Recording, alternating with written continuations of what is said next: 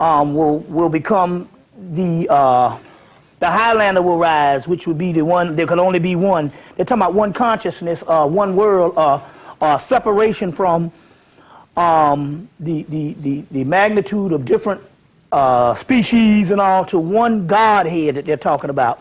This is in all the texts talk about a great gathering. That's what when Reverend Phil Valentine used to put together his gathering of the masters. That concept came from a future time when there will be a people in the future that will gather together. The Europeans know it, the Jews know it, that's trying to steal our legacy. They know it. You see what I'm saying? And as a result, they were looking for, we said, well, what is this great gathering? This great gathering is none other than all forms of conscious black people who basically rose up in mass, and in mass, when we're talking about the conscious mass, which is 0 point something, we're not talking about the masses of the people, but who rose up around the late 80s, 90s, and 2000s.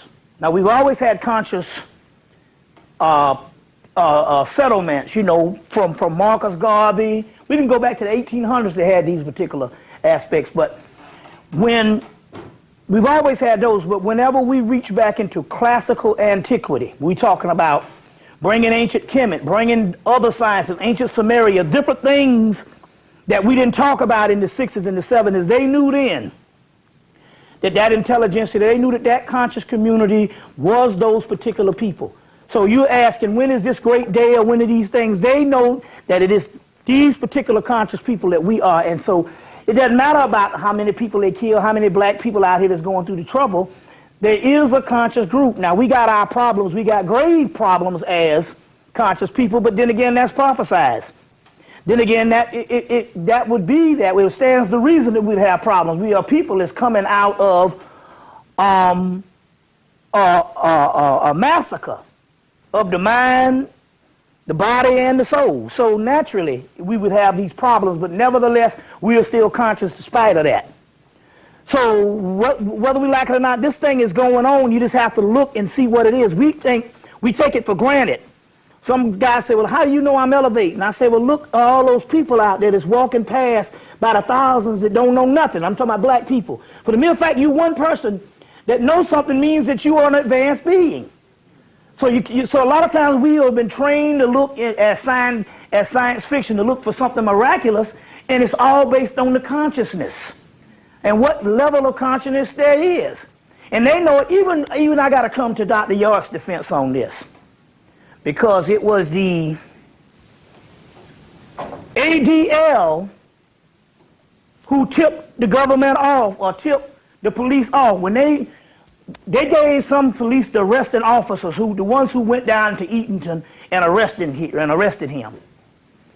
And they gave them whatever plaque, or they gave them they rewarded the policemen or these arresting officers. They had this big ceremony for them for going down to Eatonton and arresting Dr. York. So despite whatever theological differences we might have as black people or philosophical differences, when you have that kind of people making some type of painstaking effort to go down and arrest a black person, you know it's something. And the arresting officers, when they were getting whatever they get their awards, they said, listen, we want to thank the ADL because we could not do it if it wasn't for the ADL, with the Anti-Defamation League, and the Jews who gave us the information to go down and arrest Dr. York. You see, they said we couldn't have done it without them. So we're talking about this particular concept of people stealing our legacy as the ones, we're the ones. Why? Because we don't know no poor Jews. These people are rich. You see what I'm saying? And we are still struggling. So there's some things that just go without saying. We're the original people. So, we know we're the ones. That's, as conscious people, but still yet we got people stealing the legacy. You see. And it's still ongoing. So don't be discouraged or disenfranchised. We're going to go into some things.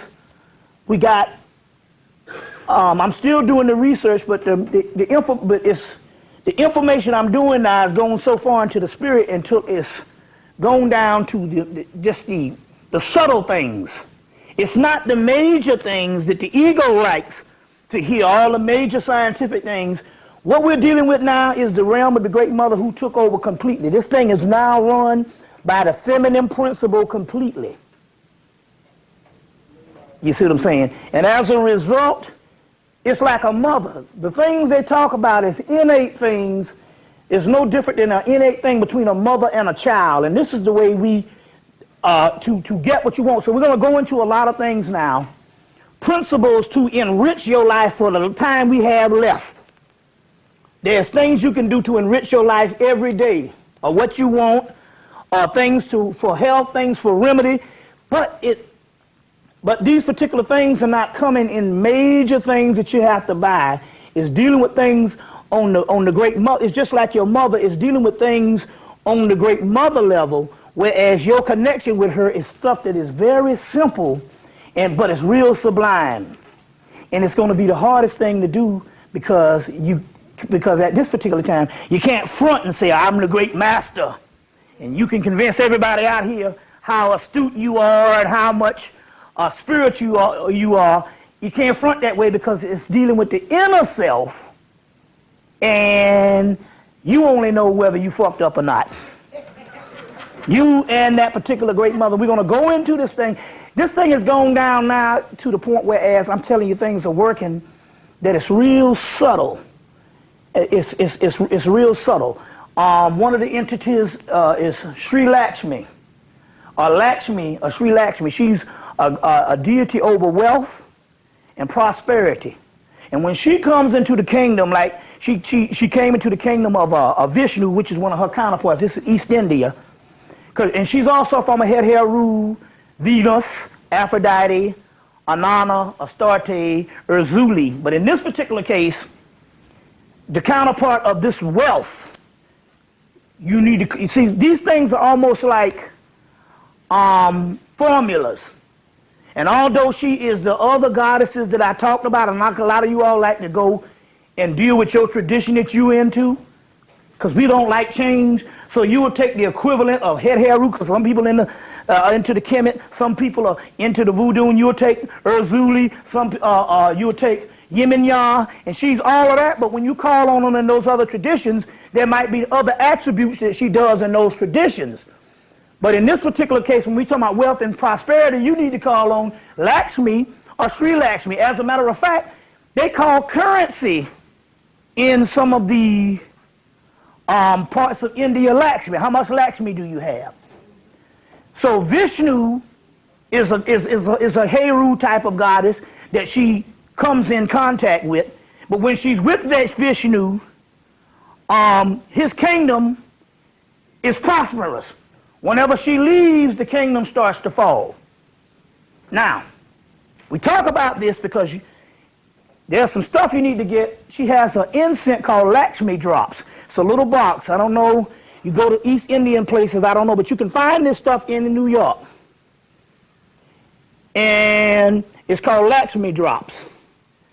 And you burn those incense, and the money starts to come. I bought some Lakshmi drops and lit the incense, and people start calling on the phone, hey, I'm going to send you some money Friday.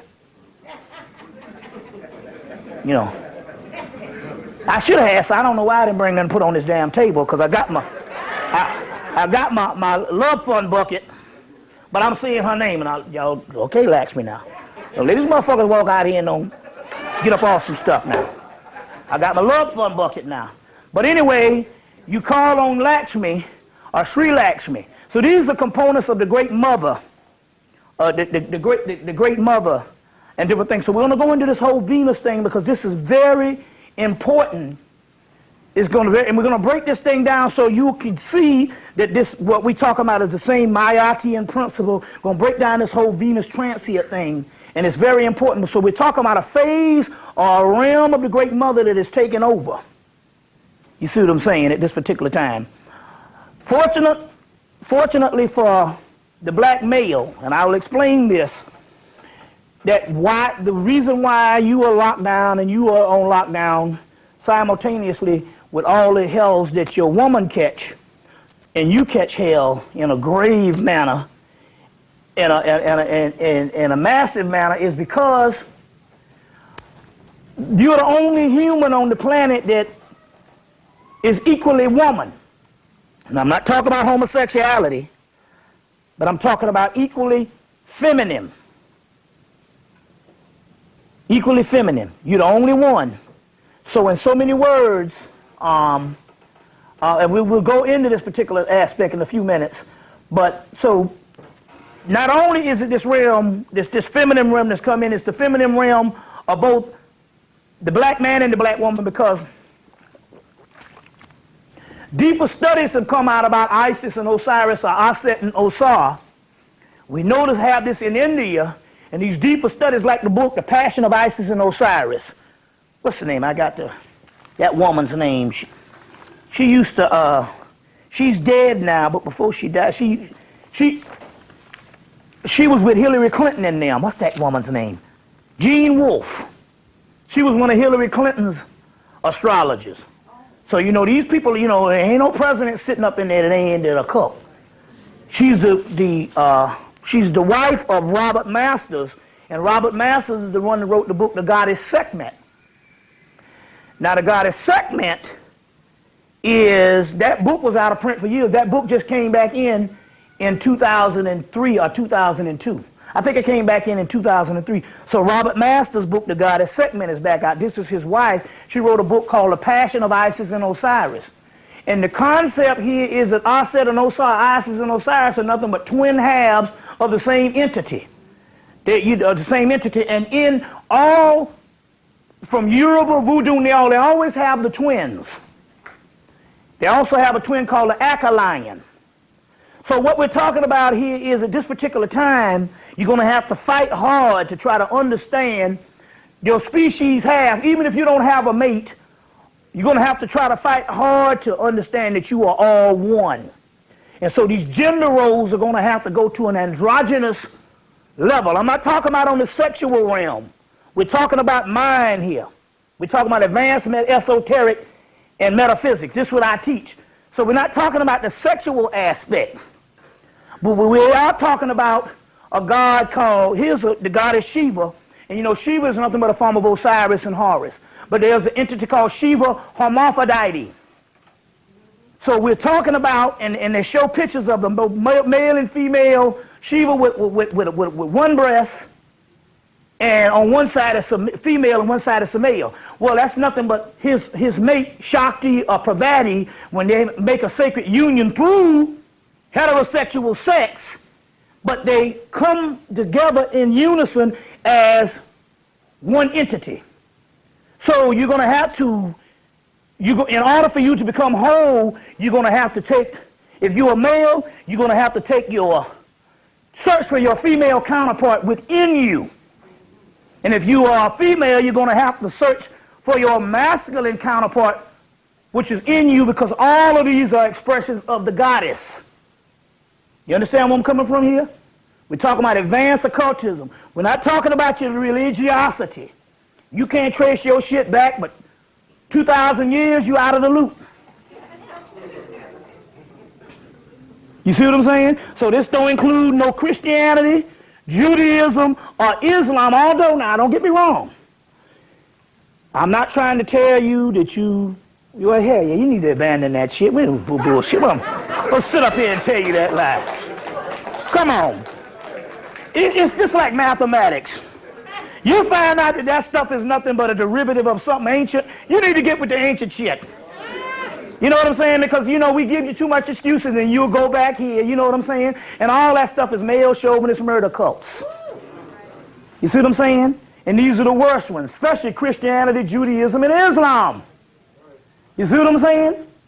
These things, you know what I'm saying? And, you know, so, you know, I'm just trying to tell you these are nothing but fragments or edited pieces of a greater mystery. And so if you, now if you want to feel good about yourself and you want to just mess around and feel good about yourself and you can tell yourself all this stuff here, you know, and you go back there and pray, or you don't eat no pork or whatever type thing you don't do to get your whatever, then you can play around that way. But if you're serious about getting to the other side, then you need to